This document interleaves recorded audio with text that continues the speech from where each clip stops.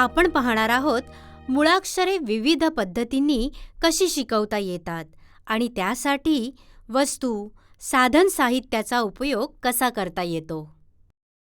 आपण मुलांना वेगवेगळ्या पद्धतीने मुळाक्षरं शिकवली, पण आपण हा जर चार्ट बघितला तर त्याच्यामध्ये मुळाक्षरांचा क्रम हा एकसारखा दिसत नाही आहे. म्हणजे मुळाक्षरं ही ओळीने दिसत नाही, अ पासून सुरुवात झालेली दिसत नाही आहे आणि ज्ञपर्यंत हे मुळाक्षर संपले असं आपल्याला ह्या चार्टमध्ये दिसत नाही आहे. आपण डोरस्टेप स्कूलमध्ये मुळाक्षरांचा क्रम ह्या पद्धतीने आहे. याच्यामध्ये अक्षर गटाप्रमाणे आपण मुलांबरोबर मुळाक्षरं शिकवतो.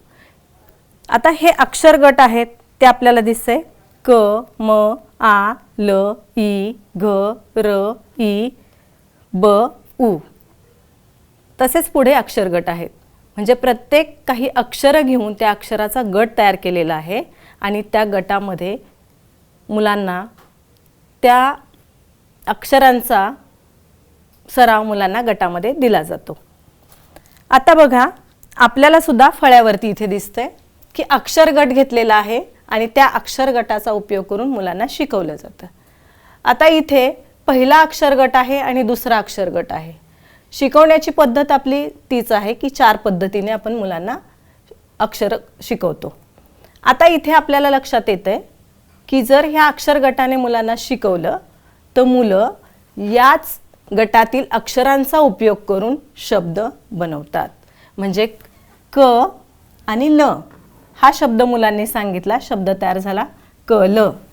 दुसरा शब्द मुलांनी सांगितला आ, ई, आपण लिहिला आई.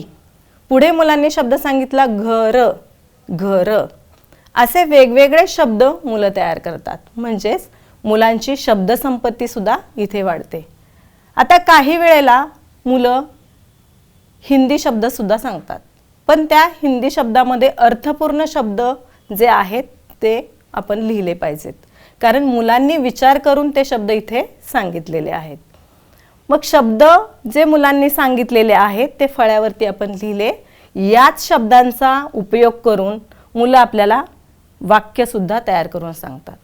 म्हणजे बघा, आई, घर, बघ हे शब्द आहेत, पण त्याचा उपयोग आपण वाक्य तयार करण्यासाठी केलेला आहे.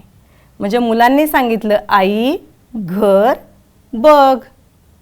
दुसरं वाक्य सांगितलं कमल, इरकल, बघ.